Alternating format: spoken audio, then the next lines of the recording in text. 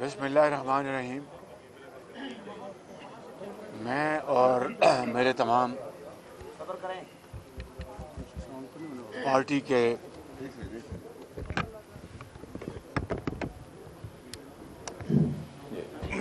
بسم اللہ الرحمن الرحیم میں اور میرے تمام پارٹی کے سینئر ممبران آج یہاں پر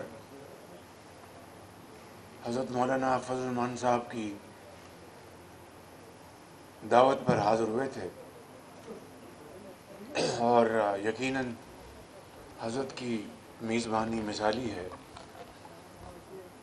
اور یہ دعوت شراز تھی.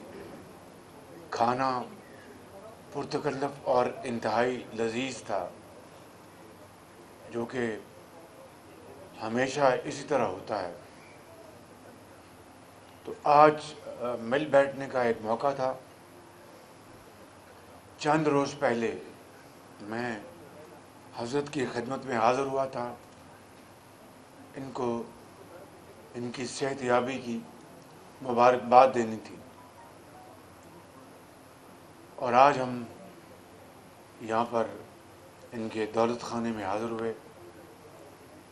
کل انشاءاللہ پی ڈی ایم کا اجلاس ہے جس کی صدارت حضرت فرمائیں گے، اور اس میں پھر جو ملکی صورتحال، جو سیاسی معاملات ہیں، بجٹ کی اگلے مہینے بجٹ حکومت نے پیش کرنا ہے،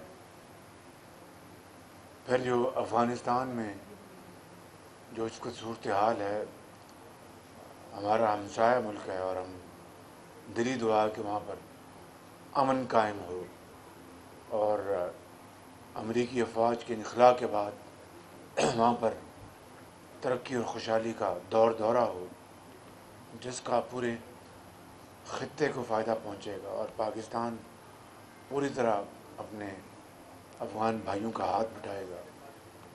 تو یہ کل انشاءاللہ ان تمام امور کے اوپر بات ہوگی. آج ہم حضرت کا بہت شکریہ ادا کرتے ہیں کہ انہوں نے ہمیں بہت شاندار کھانا کھلایا اور بڑی ہمیشہ کی طرح محبت سے ملے. بہت شکریہ. میاں صاحب یہ فرمائیں کہ پیپلز پارٹی اور اے این پی کے حوالے سے بھی کوئی گفتگو ہوئی ہے، واپسی کا امکان ہے؟ کل پی ڈی ایم کا ان کا اجلاس ہے، اس کی صدارت حضرت نے فرمانی ہے. تمام ممبر پارٹیز وہاں پر موجود ہوں گی. مشاورت کے ساتھ جو بھی فیصلہ ہوگا آپ کو اس کے بعد اطلاع ہو جائے گی.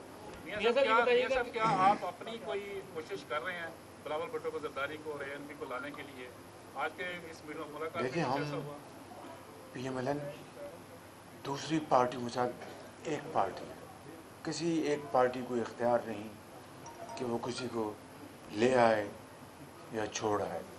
یہ ایک فورم ہے، اور اس میں مشاورت کے ساتھ، کنسنسس کے ساتھ فیصلے ہوتے ہیں، اور پھر جب مشاورت ہو جاتی ہے تو صدر ان کا اعلان کرتے ہیں. آپ کی ذاتی رائے سر کیا ہے کہ کیا ان دونوں جماعتوں کو دوبارہ آنا چاہیے یا نہیں آنا چاہیے؟ میری کوئی ذاتی رائے نہیں ہے، پی ایم ایل این کی رائے ہوگی. میاں صاحب یہ ایک تاثر بس ہے، ہو گیا جی. مولانا آپ فرمائیں. ایک مولانا فرمائیے. میاں صاحب آپ بتائیں، تاثر یوسف رضا گیلانی کو سر آپ جو بھی تاثر ہے شہی پر بلایا تھا، کیا آپ نے یوسف رضا گیلانی کو اپنی لیڈر دیکھیں، اس طرح کی بات، ہم نے پارلیمانی لیڈرز کو بلایا تھا. پی ڈی ایم کا اس سے کوئی تعلق نہیں تھا. یہ غلط فہمی کو مہربانی کر کے دور کر دیں. شاہد عباسی صاحب نے اس بات کا پوری طرح اس کی وضاحت کر دی ہے کہ وہ پارلیمان اسمبلی میں اور سینٹ میں جو ہیڈز ہیں ان کو ہم نے دعوت دی تھی، اور اس میں چونکہ تمام جو اپوزیشن پارٹیز کی مہربانی سے انہوں نے مجھے منتخب کیا ہے لیڈر آف دی اپوزیشن، میرا یہ فرض ہے، میری ذمہ داری ہے کہ ہم مشاورت کے ساتھ پارلیمان میں، اسمبلی کے فورم میں ایک مشترکہ لائحہ عمل بنائیں، جس سے بجٹ اور ان کی جو تمام جو محاذوں میں بدترین غفلت ہے، میسو فیلیئرز ہیں، ان کو ایکسپوز کریں. مثال کے طور پر دیکھیے نا کہ کووڈ کے حوالے سے یہ تیسری لہر جاری ہے جو کہ بہت ہی خطرناک ہے. اس 1.5 سال کے عرصے میں جب سے ویکسینیشن دنیا میں اویلیبل ہوئی، انہوں نے کیا اقدامات کیے؟ کیا اس سے کوئی زیادہ مجرمانہ غفلت ہو سکتی ہے کہ دنیا کے وہ ممالک جو ہم سے پیچھے ہیں ان کی جو ویکسینیشن کی شرح جو ہے ہم سے کہیں آگے ہے، اور ہم نے صرف جو امداد میں جو ٹیکے ملے اس کے اوپر اکتفا کیا.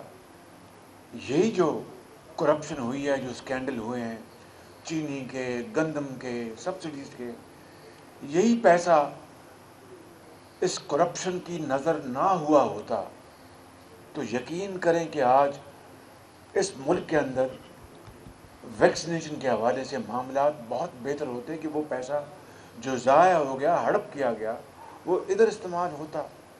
لیکن شومیہ قسمت کہ ہمارے سلیکٹڈ وزیر اعظم کو اس کا کوئی احساس نہیں تھا. وہ ریاست مدینہ کا تو دن رات اس کا تذکرہ کرتے ہیں، مگر عمل جو ہے اس کے 100% اس کے عمل کوفے کا 100% خلاف. اگر ریاست مدینہ کا ذرا بھی ان کو احترام ہوتا تو جناب درد دل کے ساتھ پاکستان کے کونے کونے میں پہنچتے اور ہر جگہ سینٹرز بنواتے، ویکسینیشن ہوتی، لوگ جھولیاں اٹھا کے دعائیں دیتے. چاہے آپ پشین کی بات کر لیں، چاہے آپ جمرود کی بات کر لیں، چاہے آپ لاڑکانہ کی بات کر لیں، رحیم یار خان کی بات کر لیں. دیکھیے میں خود نمائی کی بات نہیں کرنا چاہتا، بات لمبی ہو رہی ہے. جب ڈینگی آیا تو اپنے لیڈر نواز شریف کی سربراہی میں ہم نے جان توڑ کوشش کی، گھر گھر سپرے کروائے، وزیر جاتے رہے، میں خود جاتا رہا، سڑکوں پہ پیمفلٹس بانٹے. جو بلڈ ٹیسٹ کی مشینیں تھیں ہم نے درجنوں کے حساب سے ایئر فریٹ کروایا. پلیٹلیٹس کی جو مشینیں تھیں ہم نے جرمنی سے ایئر فریٹ کروائیں. وہ جو تھا اس کا ٹیسٹ پرائیویٹ سیکٹر میں اس کو 90 روپے فکس کیا، چاہے وہ چغتائی لیب تھی یا وہ اتفاق ہسپتال کی لیب تھی یا شوکت خانم کی لیب تھی.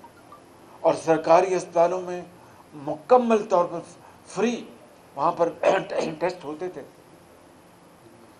اور انہوں نے کہا تھا سری لنکن سے کہ یہ دنیا کی اتنی بڑی وبا نے پنجاب میں اور خاص طور پہ لاہور میں حملہ کیا ڈینگی نے کہ خدا نہ خواستہ 25,000 لوگ لقمہ اجل بن سکتے ہیں.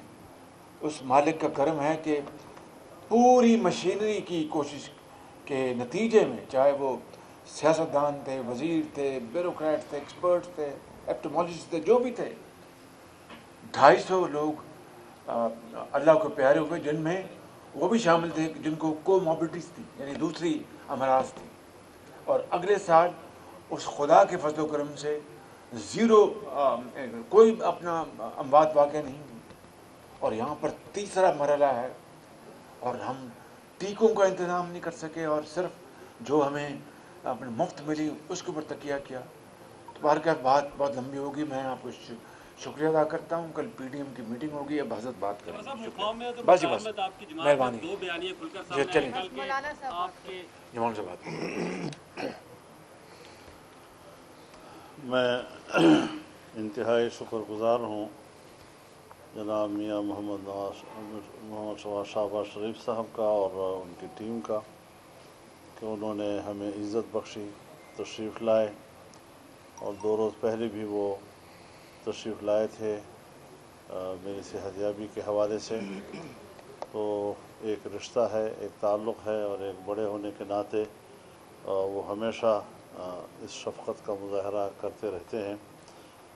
جن مسائل کی طرف انہوں نے اشارہ کیا، یقیناً پاکستان 2-3 سالوں سے اس سے دوچار ہے. پہلی مرتبہ ایسا ہو رہا ہے کہ پاکستان میں مرض تو آتے ہیں لیکن اس کی علاج کی کوئی صورت نہیں ہوتی۔ تو یہ بدقسمتی ہے اس قوم کی کہ جو لوگ قوم پر مسلط کیے گئے ہیں یا ان کو سلیکٹ کر کے قوم پر مسلط کیا گیا ہے وہ نااہل ثابت ہوئے ہیں، اور نااہلی کے بعد پھر ان نااہلوں کو سہارا دینا یہ اس سے بڑا ایک جرم ہے جو ہم سمجھتے ہیں کہ ہر ایک کو نظر ثانی کرنی چاہیے اپنے ان غلطیوں پر جو اس سے پہلے سرزد ہوئی ہیں، چاہے وہ ادارے ہیں، چاہے وہ جماعتیں ہیں، چاہے وہ ہمارے عوام ہیں، چاہے وہ پبلک ہے، چاہے وہ نوجوان ہیں، کہ اب ہم نے کس طرح اپنے ملک کے مستقبل کو سنوارنا ہے۔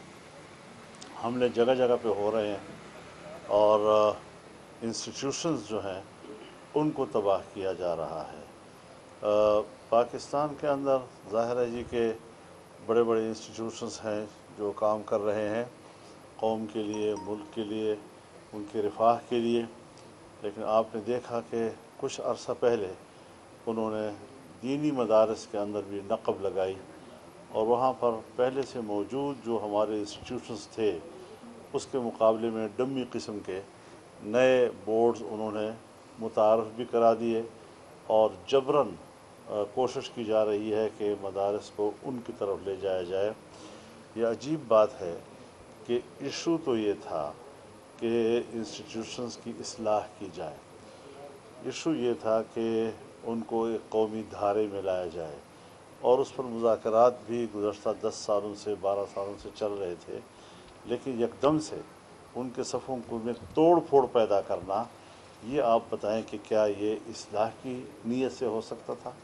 میں جو کہتا تھا کہ یہ لوگ نیک نیت نہیں ہیں، تو نتیجہ سامنے آ گیا کہ کس طرح بدنیتی کے ساتھ وہ ملک کے انسٹیٹیوشنز کو تباہ کر رہے ہیں۔ ہم وقف املاک کے حوالے سے ہم نے بات کی ہے، یہ سرے سے قرآن و سنت کے خلاف ہے، یہ سرے سے پاکستان کے آئین کے خلاف ہے، یہ سرے سے پاکستان کے اندر دیے ہوئے انسانی اور بنیادی حقوق کی نفی ہے، اور اس حوالے سے ہم نے کہا ہے کہ اس کے شرعی تعین، آئینی تعین، قانونی تعین کے لیے اس کو اسلامی نظریاتی کونسل میں بھیجا جائے۔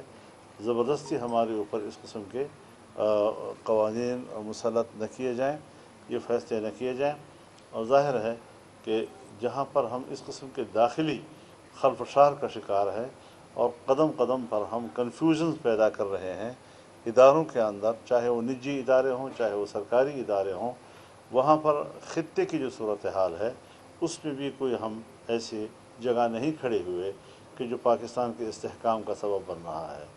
انڈیا کے ساتھ ہمارے تعلقات، ہم ہزار زبان سے کہیں کہ ہم اچھے تعلقات قائم کرنا چاہتے ہیں، ہم پرامن تعلقات قائم کرنا چاہتے ہیں، لیکن کشمیر کا سودا کر کے تو ہم اچھے تعلقات پہلے بھی قائم کر سکتے تھے، اس پر اپنے موقف میں تبدیلی لا کر ہندوستان سے بہتر تعلقات کے مواقع تو پہلے بھی آئے تھے، لیکن اس طرح کے ہم ایک قوم کو بیچ کر، ان کی عزت و ناموس کو بیچ کر، ان کی انسانی حقوق کو بیچ کر ہم اس کے مسئلے پہ بات کریں۔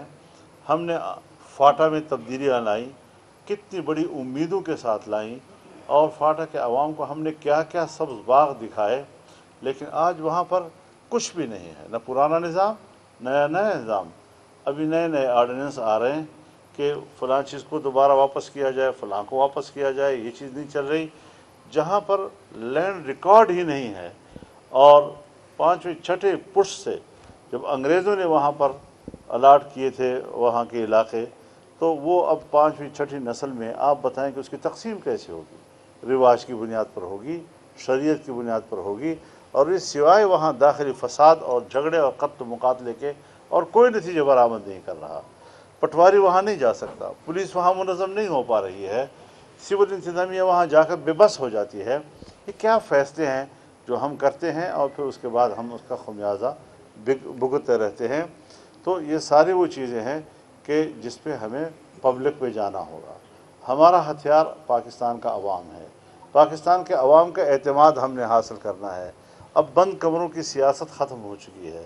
بند کمروں میں آپ ہمیں کیا پڑھائیں گے، کیا درس دیں گے، کیا ہمیں آپ اپنے فلسفے سنائیں گے؟ اب ہم تجربات سے گزر چکے ہیں، ہم نے تلخ و شیرین سب دیکھ لیا ہے، ہمیں پتہ ہے کہ چائنا کے ساتھ ہمارے تعلقات کا منہج آج کیا ہے، آج کس طریقے سے ہم 2001 کے معاہدات کو حوالہ دے کر پاکستان میں امریکہ کو نئے اڈے دینے کے لیے جواز فراہم کر رہے ہیں۔ افغانستان سے وہ نکل چکے، افغانستان سے وہ شکست کھا چکے ہیں، طالبان نے ان کو وہاں سے نکال دیا ہے، وہ پھر پاکستان میں بیٹھ کر یہ افغانستان پہ کیسے اعتماد بحال کریں گے؟ نہ وہاں کی حکومت کی جانب سے ہم اعتماد حاصل کر سکیں گے، نہ وہاں مزاحمتی قوت جو طالبان کی ہے ان کا ہم اعتماد حاصل کر سکیں گے۔ اسی طریقے سے اگر بلوچستان میں امریکہ کو اڈے دیے جاتے ہیں تو ہم ایران کا اعتماد حاصل نہیں کر سکتے۔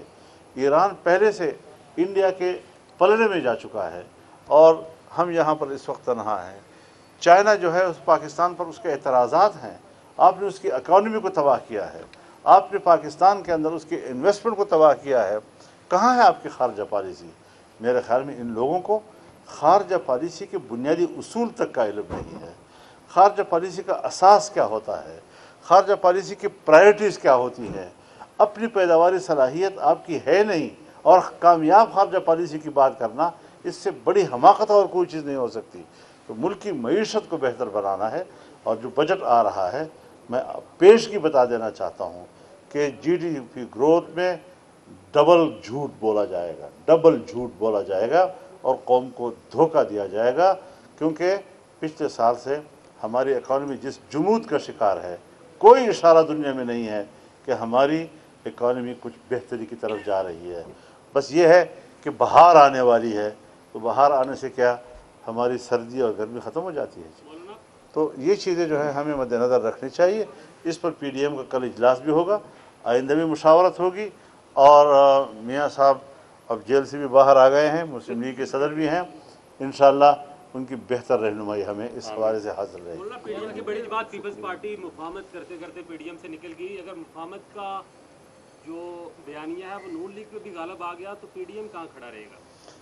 دیکھیے، جہاں تک تعلق ہے پیپلز پارٹی کا، جو چیزیں ہم متفقہ طے کر لیں، چاہے مزاحمت کے حوالے سے کریں چاہے مفاہمت کے حوالے سے کریں، سمجھ میں بات آتی ہے کہ ایک فورم معاملے طے کر رہا ہے، لیکن بات ہے ایک تنظیم کے اصولوں کی، اس کے جمہوری اصولوں کی۔